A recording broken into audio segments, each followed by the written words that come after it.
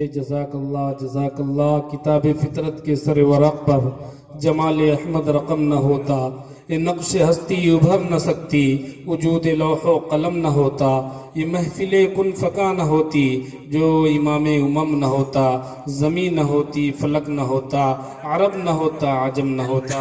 آئیے اس کے بعد سرزمین دیوبند سے تشریف لائے ہوئے ہمارے معزز محترم مہمان حضرت مولانا مفتی محمد عرفان صاحب قاسمی دامت برکاتہم، میں حضرت والا سے گزارش کرتا ہوں کہ حضرت والا تشریف لائیں اور اپنے قیمتی نصائح سے سامعین کو منور فرمائیں۔ السلام علیکم ورحمۃ اللہ وبرکاتہ۔ وبہ نستعین، اما بعد فاعوذ باللہ من الشیطان الرجیم، بسم اللہ الرحمن الرحیم۔ قال اللہ تبارک وتعالی فی کتابہ العزیز، انا عرضنا الامانة على السماوات والارض والجبال فابین ان يحملنها واشفقن منها وحملها الانسان۔ وقال تعالی فی موضع آخر، قل هل يستوي الذین يعلمون والذین لا يعلمون۔ معزز علماء کرام اور سامعین اعظام، جیسا کہ آپ حضرات کو معلوم ہے کہ وقت بہت زیادہ ہو چکا ہے اور اکابر علماء کے بیانات ہو چکے ہیں، ضروری باتیں آپ حضرات کے سامنے آ چکی ہیں۔ میں سمجھتا ہوں کہ کچھ باتیں اور انہی میں سے جو اساتذہ یا اکابر نے بولی ہیں ان میں کچھ ایڈ کر کے یا اضافہ کر کے آپ حضرات کے سامنے پیش کر دوں، تاکہ وقت بھی بچ جائے اور کوئی نیا موضوع نہ کھولا جائے کہ بات آگے نکل جائے۔ آپ حضرات کے سامنے دو چیزیں پیش کی گئی ہیں، نمبر ایک اسلامی اسکول، نمبر دو حفظ قرآن۔ یہ دونوں بہت چیلنجنگ ہیں۔ قرآن کریم خود ایک چیلنج ہے۔ جب اللہ تعالیٰ نے قرآن کریم کو نازل کرنے کا ارادہ فرمایا تو وہ بھی ایک چیلنج تھا۔ چیلنج کیا تھا؟ قرآن کریم کو نازل کرتے وقت اللہ تعالیٰ قرآن میں ارشاد فرماتے ہیں کہ جب ہم نے اس کو نازل کرنے کا ارادہ فرمایا تو ہم نے اس کو زمین پہ بھیجا، آسمانوں کو دیا اور پہاڑوں کو دیا کہ تم کو قرآن چاہیے، کیا تم قرآن کی حفاظت کر سکتے ہو، کیا تم قرآن کا بوجھ سنبھال سکتے ہو؟ ان تمام نے اس سے انکار کر دیا۔ لیکن جب یہی بوجھ ہم نے انسان کو دیا تو اس کو انسان نے قبول کر لیا۔ تو اس لیے قرآن خود ایک چیلنج ہے اور اس قرآن کی حفاظت کرنا بھی ایک چیلنج ہے۔ قرآن کریم میں اللہ تعالیٰ فرماتے ہیں کہ اس چیلنج کو پورا کرنا میرے ذمہ ہے۔ جس طریقے سے اس کو نازل کرنا ایک چیلنج تھا، اس کو ہم نے سنبھالا اور اس نے انسان نے اپنے سر پہ لیا، اسی طریقے سے اس کی حفاظت کرنا بھی ایک چیلنج ہے اور یہ عام انسانوں کو نہیں ملتا۔ قرآن کریم میں اللہ تعالیٰ فرماتے ہیں اِنَّا نَحْنُ نَزَّلْنَا الذِّكْرَ وَإِنَّا لَهُ لَحَافِظُونَ۔ اس چیلنج کو ہم نے اتارا ہے اور ہم ہی اس چیلنج کی حفاظت کریں گے۔ یہ کسی عام انسان کے بس کا نہیں ہے، یہ کسی عام انسانوں میں سے کسی بھی فرد کے بس کا نہیں ہے جب تک کہ اس کے ساتھ اللہ کی رحمت اور اس کی فضیلت نہ نازل ہو جائے۔ اس کے بغیر کوئی شخص حافظ نہیں بن سکتا، اور حفظ کرتے وقت جتنی مشکلیں آتی ہیں وہ ایک حافظ ہی سمجھ سکتا ہے۔ اس کے علاوہ چاہے وہ عالم ہو، چاہے وہ دنیا کا کسی بھی شعبے سے تعلق رکھنے والا انسان ہو، وہ ان مشکلات کو نہیں سمجھ سکتا۔ اس لیے ایک قرآن کا چیلنج ہے، دوسرا تعلیم کا چیلنج ہے۔ میں ان دونوں پہ تھوڑی سی روشنی ڈال کے اپنی بات ختم کر دوں گا، اس لیے کہ وقت تقاضا نہیں کرتا کہ میں نیا موضوع کھولوں اور آپ کو کسی نئے رخ پہ لے کے جاؤں۔ دوسرا چیلنج ہے کہ اسلامی تعلیم۔ آپ کو معلوم ہے کہ علم اور انسان یہ دونوں لازم و ملزوم ہیں۔ علم کے بغیر اگر کوئی انسان ہے تو وہ انسان اور انسان کے ساتھ جو اشرفیت افضلیت لگی ہوئی ہے وہ اس کا متحمل نہیں ہے۔ اس لیے کہ انسان کو جو افضلیت ملی ہے، انسان کو جو مسجود ملائکہ کا لقب دیا گیا ہے، جو مسجود ملائکہ سے شرفیت حاصل ہوئی ہے، وہ صرف اور صرف علم کی بنا پہ ہوئی ہے۔ اس کے علاوہ کوئی ایسا وصف نہیں انسان کے اندر جس کی وجہ سے اس کو اشرف قرار دیا جائے، اکرم قرار دیا جائے، افضل قرار دیا جائے۔ اس لیے انسان کو علم کے ساتھ لازم و ملزوم کی مناسبت سے گردانا جاتا ہے۔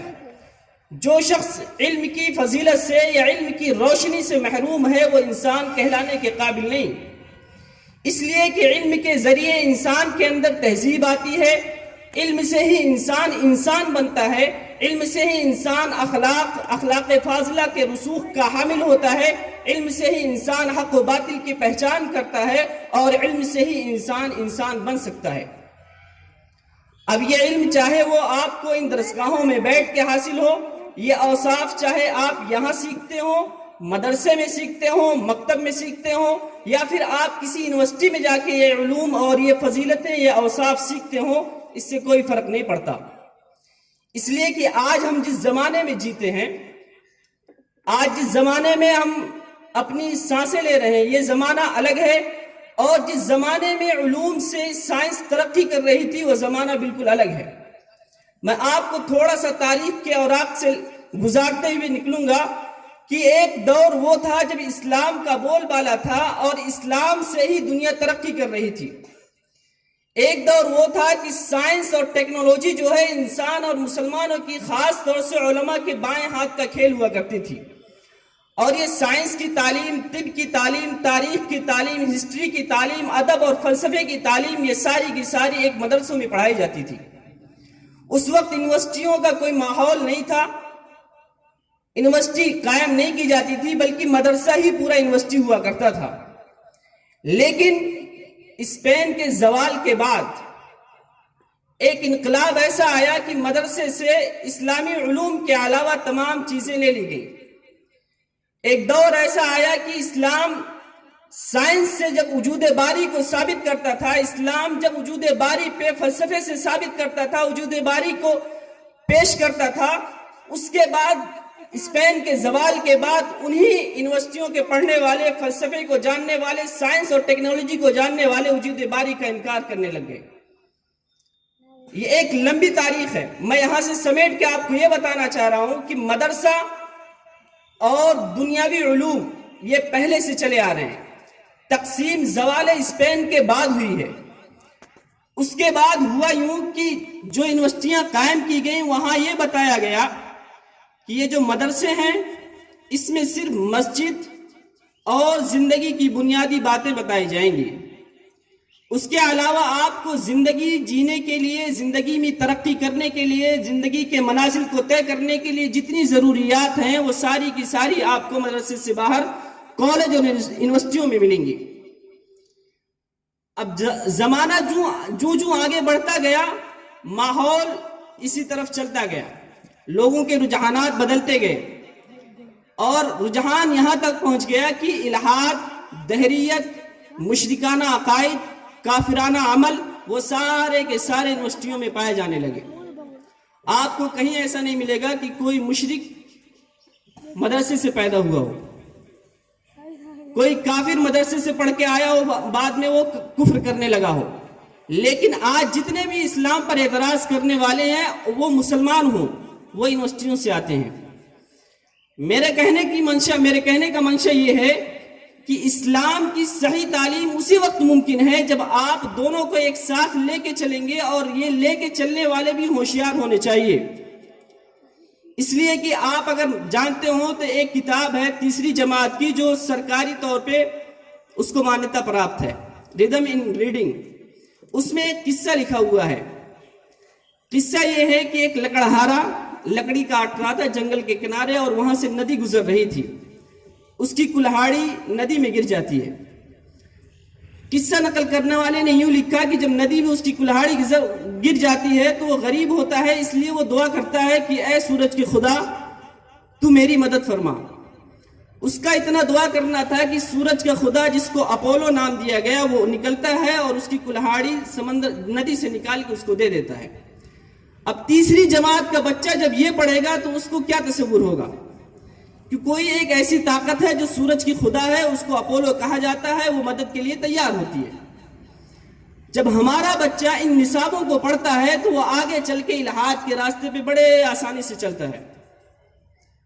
چھٹی جماعت کا ایک قصہ سنا کے میں اپنی بات ختم کرتا ہوں کہ چھٹی جماعت میں کتابیں پڑھائی جاتی ہیں عیسائی مشنریوں کی جو انہوں نے مرتب کی ہوئی ہیں۔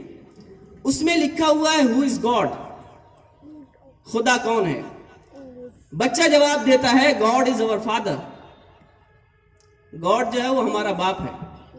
خدا جو ہے وہ ایک طرف مشرکانہ، دوسری طرف عیسائی ذہن، دونوں مل کے آپ کتنا بھی ماڈرن اسکول چلاتے ہو، اگر آپ کو دین کی صحیح سمجھ نہیں ہے، اگر آپ کو عقائد کا تحفظ نہیں ہے، آپ اسلامی عقائد سے واقف نہیں ہیں، تو میں لکھ کے دیتا ہوں آپ یہ تمام چیزیں اپنے بچوں کو پڑھائیں گے اور نعرہ لگائیں گے کہ اسلامک ماڈرن اسکول ہم چلاتے ہیں.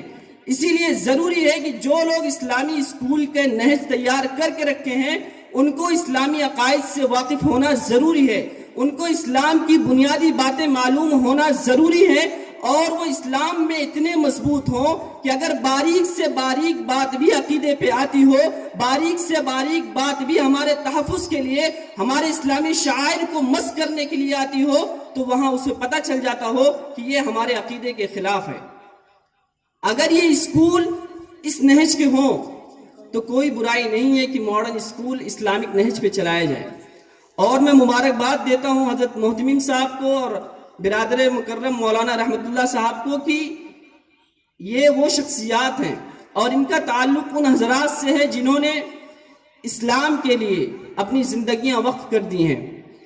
اس لیے ایسے مدرسوں کا قیام، ایسے اسکول کا قیام جو اکابر علماء کی نگرانی میں چلے، جہاں پہ عقیدے کا تحفظ ہو یقینی طور پہ، جہاں سورج کی پوجا نہ کی جاتی ہو، جہاں سوریہ نمسکار کا کوئی ماحول نہ ہو، جہاں گاڈ کو فادر نہ کہا جاتا ہو، وہاں پہ اگر اسلامی تعلیم ماڈرن ایرے میں کی جائے گی تو انشاءاللہ وہ ترقی پائے گی. اور میں امید کرتا ہوں کہ یہ اسکول آگے چل کے ایک ماڈرن یونیورسٹی یا اسلامک یونیورسٹی کے روپ میں انشاءاللہ اس علاقے میں ظاہر ہوگا. میں اپنی بات کو یہیں ختم کرتا ہوں. اللہ تعالی ہم سب کو عمل کرنے کی توفیق عطا فرمائے.